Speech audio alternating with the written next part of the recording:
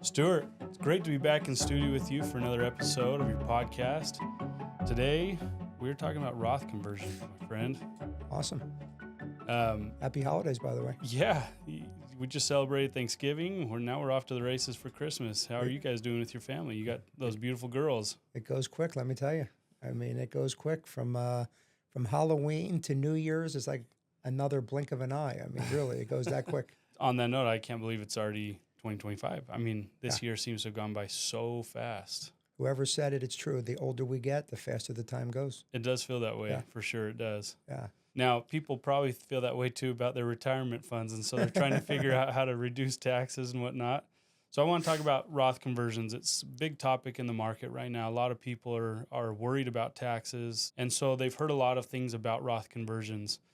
I think while Roth conversions are largely heard of and it's something that people are aware of, there's some things about Roth conversions that I don't think people fully understand. Sure. Why don't you start? Give us just a quick overview of what a Roth conversion is, and let's dive into when it's important to use it.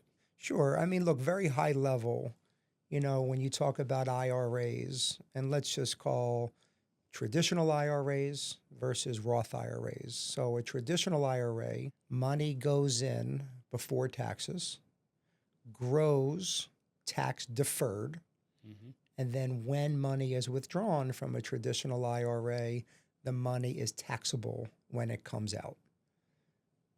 Contrasting that with a Roth IRA, the money goes into the Roth with no tax deduction after tax. It grows tax deferred, just like a traditional IRA. And then when money is withdrawn after age 59 and a half, the money all comes out tax-free. So you have to understand, the difference between the two: pre-tax money, after-tax money, taxable when withdrawn versus tax-free when withdrawn. So Roth conversions is a very, very big topic. And, I believe very strongly that it is not a one-size-fits-all that everybody should do it, okay? And the thought process is that today it is arguable that taxes are on sale. So if we ask people, do you feel that tax rates are going up in the future, down in the future, or going to stay the same? The general consensus is that they are going up in the future.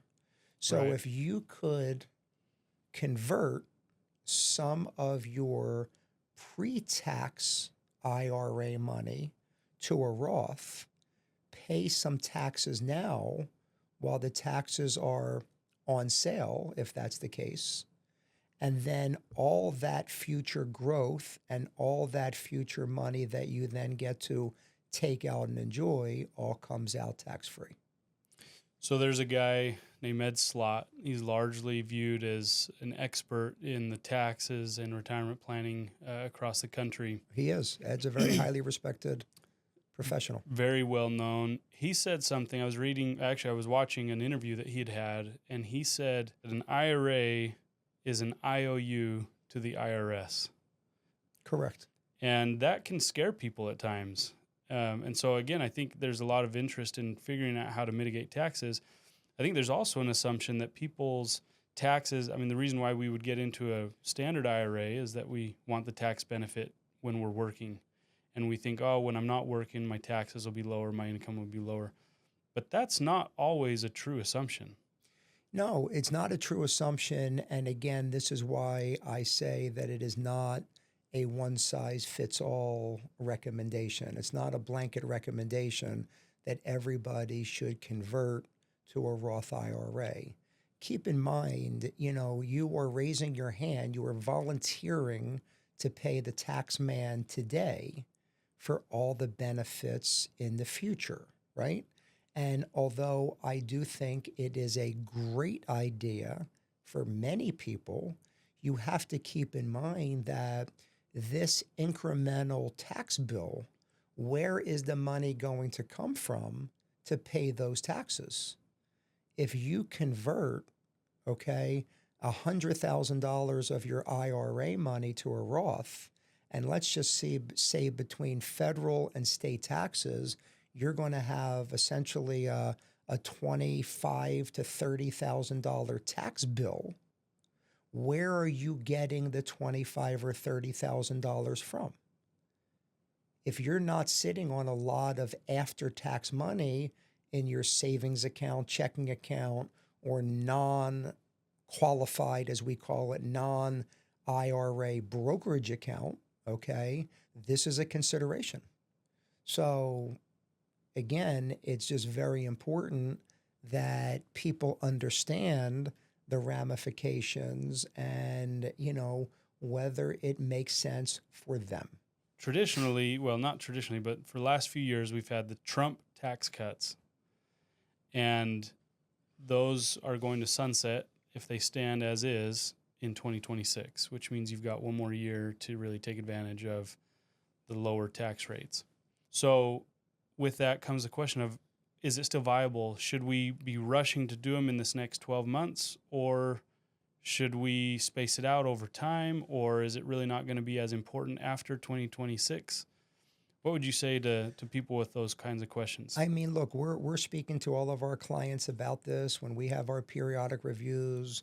We take on a lot of new clients every year. These are conversations that we're having with them to make them aware of the potential opportunities, obviously, the positives, the negatives. I mean, there's always, a balance between the good and the bad. I mean, look, here we are going into a new administration. We're looking at this from a long-term perspective, what's going to be best over the next 5, 10, 15, 20 years, not just making 4-year decisions, right? Because who knows what's going to happen, after this administration. So we have 4 years, with the red team back in office, and then it's just an unknowable at that point in time. But look, the general consensus is, and I believe this to be true, is that taxes are on sale right now, okay? The thought of taxes going higher in the future is a very, very real, thing. So, doing this planning now can only benefit you if you have the means and the right mix of investments now to do a conversion, right? So again, like I said, I go back to it's not one size fits all, but you are going to pay higher taxes most likely. You see, where we have a lot of high net worth investors, it's a little bit different when you say, okay, between federal and state, I'm in a 40% tax bracket or higher, okay? And I'm going to pay 40% now on what I convert. And let's just say, the markets stay flat, or they go up, or they go down. If they stay flat, don't you have to now have that money grow by 40% in order for it to have been a wash? Of course you do. If the markets go down, wouldn't it have been better to wait, okay, and convert when the market is down, right? Yeah. So again, like I said, I mean, I was just having this conversation with a client yesterday, and the ideal situation is that when the markets pull back, and they always do, now with taxes being on sale, the equities and the portfolio that you own is now selling at a discount. The market has pulled back. Your shares are worth less. Could that now be a better time to do this conversion so that when the market goes back up, you pay tax on the lower number, and then all that future growth is now in a tax-free environment? So timing really is everything, okay? And as we sit here today at the end of 2024, we're basically at a market high. So, and look, as you know, I don't control the markets. No, the markets are the markets. And I know it's going to be one of the conversations we're going to have on one of our future episodes, but markets go up, markets go down. it should be no surprise, even with the Republican administration coming in, that we have a market pullback. So we'll just see. So it's interesting that there's more to the strategy than just simply saving taxes from a superficial standpoint of here's the tax brackets, you have this much income, this is what's in your IRA, here's what you're going to pay, but also the timing and the amounts of what you use in those Roth conversions is really strategic. It's Correct. really important so that you don't end up paying more than you need to. I mean, listen, in an ideal situation, if you owned, a stock that is now down 20, 30, 40%, and you believe that that stock is going to be back to where it was and eventually higher, I mean, it's great to convert that from a taxable IRA to a tax-free Roth, right? Yeah. Because now that money is in a tax-free environment for the rest of your life, right? So again, it's just not a one-size-fits-all situation, but I do believe very strongly with Ed Slott and some other professionals, we've been talking about this publicly at our dinner workshops that we do, that an IRA is an IOU to the IRS, right? When we put up the words the and IRS up on the screen,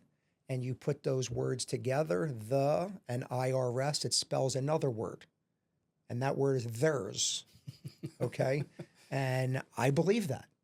And look, as you know, one of the things that we preach to our clients is disinheriting the Internal Revenue Service. So any way that we can pay the tax man less money, okay, and put our clients in a position where they're paying the absolute legal minimum due, that's our job, to make our clients aware of these strategies. But again, you have to understand what the ramifications are. And if you're a short-term thinker, this wouldn't be a great idea. If you're a longer-term thinker, this could be a fabulous idea, right? Because you need time to make these things work. Yeah, you wouldn't want to go and just convert your entire IRA all at once. You'd have a massive tax event. No, and oftentimes we will put together a Roth conversion strategy where we will, over the next 3 years, 5 years, or maybe longer, slowly but surely, and we call it bracket surfing, if you will. We want to still keep you in the lowest marginal rate, which will keep you in the lowest effective tax rate, to then do this strategically over time.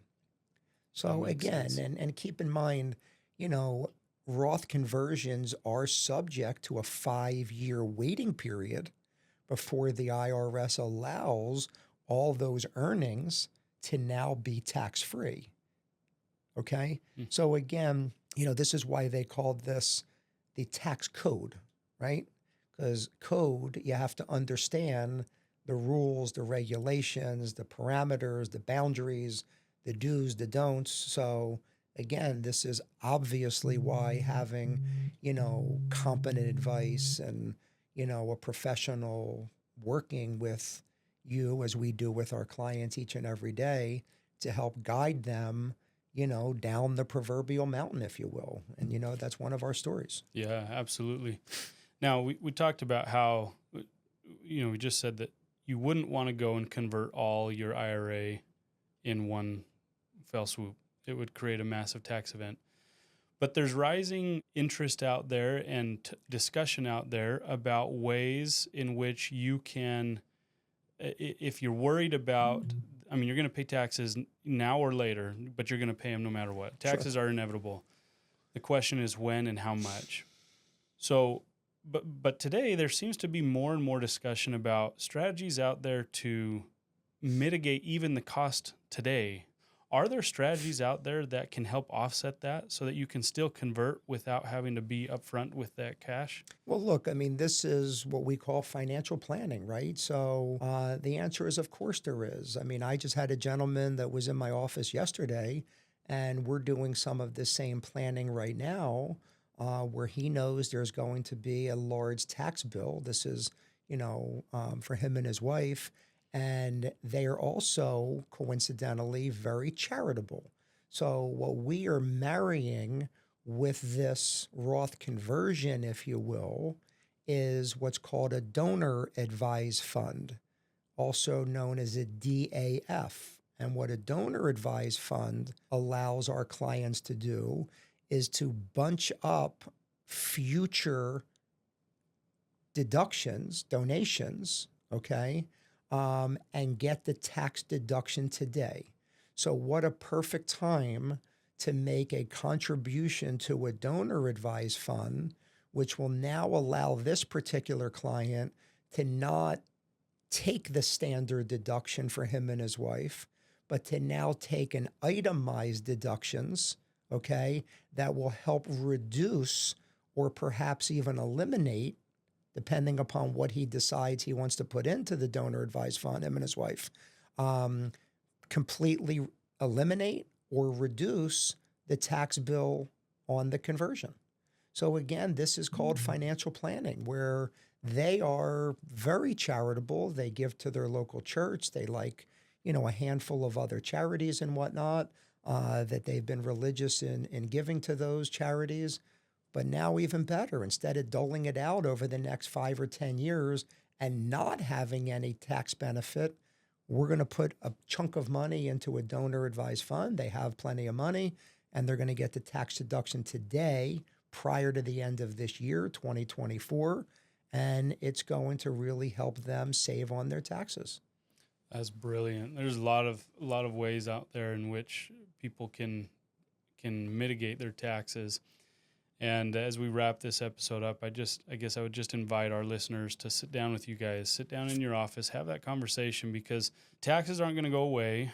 They may be pushed back or they may be cut here and there, but we're going to have to pay taxes. And I love the analogy of you put the and IRS together. It's theirs. It's their money. They're going to control it. That's it. And you don't want to have them controlling it. So put together a plan, whether it's converting it now, whether it's converting it over time, or whether you're good, right? You guys will be able to help them know if they're already in a good spot. And I would say whether it's, myself or my firm, or somebody who's listening and they have a financial advisor, these are conversations that, need to happen. And it is not one size fits all. I will tell you, there's a lot of social media stuff going on that is all they're talking about is Roth conversion, Roth conversion, Roth conversion. Everybody should do a Roth conversion. And frankly, I think that's malpractice. I think a blanket recommendation like that is just not good. Yeah. Okay? Because it requires crunching the numbers, understanding the situation, and then making a determination, is this a good idea? And should I do it over 1 year, 3 years, 5 years, 7 years, or not do it at all, perhaps? So again, get and seek professional, competent advice. Well, thank you, Stuart. This is a great episode. I think people find it highly valuable, and look forward to our next conversation. Thank you, my friend. I appreciate that.